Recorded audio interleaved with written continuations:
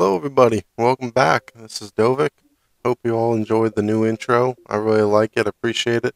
My teammate Gurton Buster, or Cheddarchezz as he is in this game here, made it for me.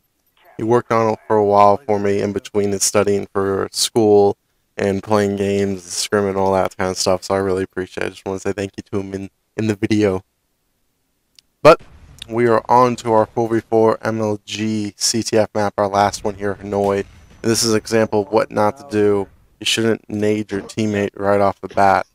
That's not a good thing. Normally I could throw that nade through the door. I guess I bounced it off the side wall. I didn't aim it correctly. But, you know, that's the risk we take doing that kind of strategy right there. That's why we watch these videos, to learn. Now, Hanoi is a pretty big map. You know, there's a lot of places for people to go run around you, get to your flag, and it's a pretty difficult map to learn because the transitions and the way to play capture flag correctly and all the spawns can be somewhat difficult because it's so big. But I think it's a pretty fun map. We practiced it for a long time to get good at it because it was so uncomfortable for us as a team to start off. But I think we got a lot better at it now, and good enough to share some stuff with you guys. Well, let's start out with the cutoffs for this side of the map that we like. I think we call this a rail side or a train side because it's the train car back where we spawn. Generally, what we like to have somebody is right where I am right now, not right there because that would be in their secondary spawn, but in the back, watching spotlight in that long hallway. Another person, we want to cover the mid area so they can't just run right up gallows to cut off a flag carrier. Another person can be covering the sink area, and that the sink is right after you get off the stairs on the rail side. That would be the sinks right here. This is the sinks. We like somebody to cover there, which is where I'm going right now to make sure to cover. And you'll see, because when they come off their house spawn, they can run right through sinks and cut off your flag pretty well. You'll see a guy do it right here. Even though I'm still surprised he didn't die because I put the cursor right on him, but you know, when you're stunned, things look a lot different. Now, for us, this side is always the most difficult to get flag caps on, because that is such an awkward position. All those sinks and the mid cutoff, there's so many different ways for them to converge onto where the flag is going. It's always been kind of difficult for us to work out. But in this scrim, for some reason, we did it really well. In our good side, which is the next side, what we call the house spawn, is the music house. That's your main spawn over there. But on that side, we didn't do so well. So we'll see why later. Right now, we're going to be on this. This is a perfect setup if you have your flag against a stalemate. It seems to happen a lot in Hanoi to be in the stalemate. You should have your person in the second story. You can rotate from second story to first story. You can have somebody near well as long as they're covering that long area, because they can cover long or blood. And what I normally do is sit in the second story and watch the skate. You'll see, because they press up to there because it's the fastest way to get through. You see a guy right there. I catch him using the nade to shoot trick. The other guy should be covering the rail side, like we saw Chezz doing. He can cover that side and make sure he can see if they come through the jails or if they come from jungle to that side. So that's the best way to go. And you're going to see here, somebody's already grabbed the flag again. It's because we were right on it. So I'm going to jump into this cutoff. And I just got, I think, well, it was 2-3 people right there. So we're going to be pretty well set off. Their secondary spawn is going to be kind of where I'm looking at right now. On the A domination spot. That's their secondary spawn. Their primary spawn is going to be out of the music house. I don't believe we'll see it on this side because I don't think I really push for the flag, but on the next side we'll be able to see it pretty easily. But here I'm just going to spend majority for the rest of the match, at least for a few minutes, staying over here and setting up, trying to make sure nobody comes off long. Because if we're pushing for the flag so much, and we're going to be right on top of their music spawn, which is their main spawn, like I said, that means there's going to be a lot of guys coming off long, and it's a lot of pressure on this person on spotlight. But you have to make sure they can handle it, and you get the cutoffs correctly. You have to execute your cutoffs. And that's one of the main things about capture a flag, is that you can be perfect and set up, and everybody can be in the right position. You grab the flag at the perfect time, but if you don't execute your position and get your kills like you're supposed to, then it's going to be your fault that the flag didn't get capped.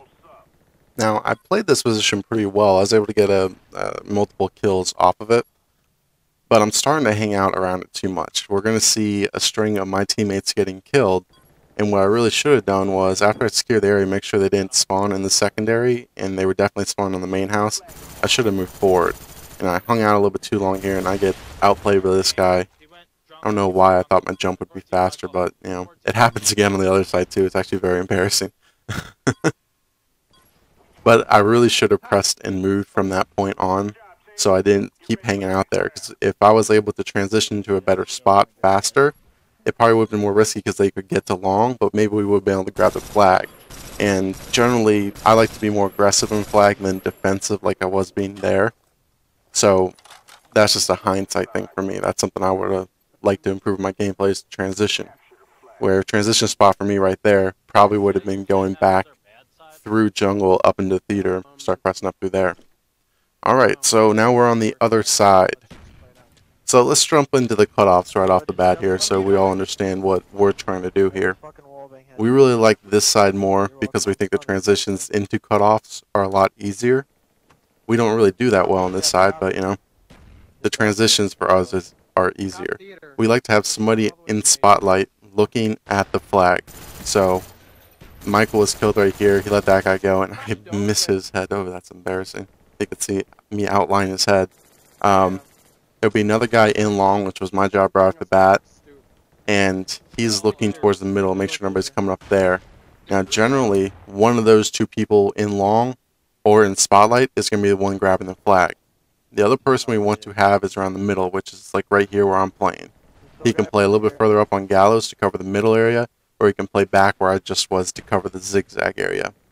And the fourth person can be a mix. They can be in theater, covering the jail spawn, or he can be in the music house, which is probably where I will spawn next, just to give you a good idea where I am.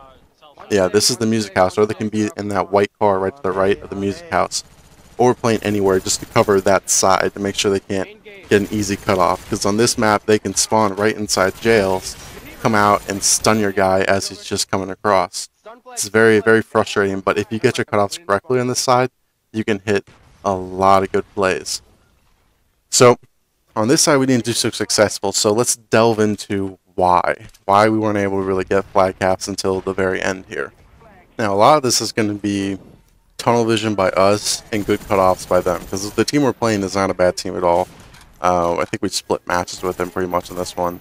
We were just getting back from play anyways, but they hit their cutoffs and took advantage of our tunnel vision pretty well here. And they were able to get 2 consecutive flags, which kind of demoralizes your team and kind of makes you think like, oh, we won a 3-0, and now they just have 2, they just need 1 more to tie us. It would be so embarrassing if we do that, if we let them tie us.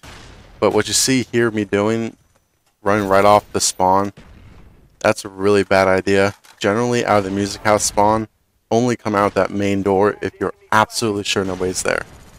If not, you can just run off to the left. So my next spawn, I'm going to spawn in the music house again. I'm going to run right out the door again. I don't die this time, and the only reason I felt comfortable running out the door is because I knew my teammate was there. I could see him right off to the side in my mini-map.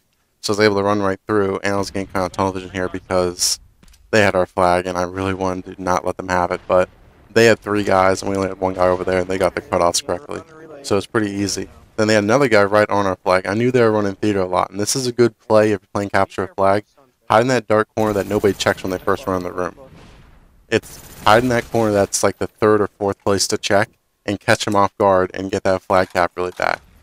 And that can get your team back pretty fast. And you see this time, I just check that spawn door and then I move off to the left. My teammate's not over there. I don't know what's going on, so I'm not going to take that risk again. I don't want another meaningless death.